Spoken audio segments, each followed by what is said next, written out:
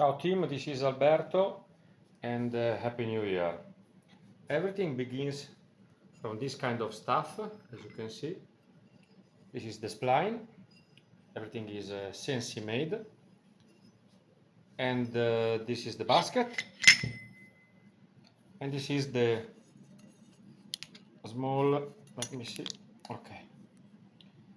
The small original piece of metal, which goes around here, roughly. Internally, the diameter is like 25.6 millimeters, and the shaft is likewise 25 in outer diameter or of the shaft. Same size, diameters, and also shape. RC30, RC36, also the RC24, I would say. This is a part of the slipper clutch from an old VF750 that is practically the same of the RC30. Small differences in shape, as you can see, probably some kind of development done during the years, but this is not the fact.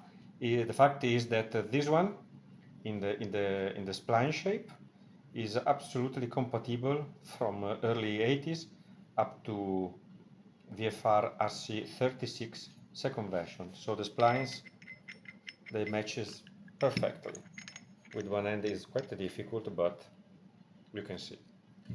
So this is just a quick introduction to the issues I am having trying to cast a gasket. So your offer for me is very interesting. Let me show you something. Pardon for the quality of the video. What I'm doing actually, for example, is to, as you can see, machine the inner of these two stuffs in order to have or this perfectly centered, doesn't move, and another one is probably this one. No, I made both for the big size, but anyway, the idea is that to have it fixed in the center and not moving. So let's move with this one. Truc. This is fixed in this way. I put my, oh shit, bear with me. Okay. So I cast inside my rubber and I obtain the shape of the gasket perfectly tightened to the spline. Another option I have made is cutting with water cut. An extremely small piece of rubber. It's a Viton sheet, 5 millimeters thick, but it's not very good. It's too thin on the edges. So what can I tell you more? Okay, I've done a few tests as you can see. So let me see. Okay, let me show you something. This one, and this one. Okay.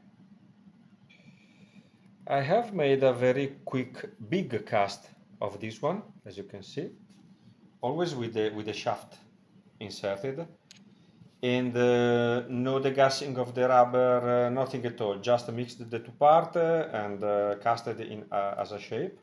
I obtained a big one, so I put on the mill, and then with a very sharp blade, I cut out just for testing.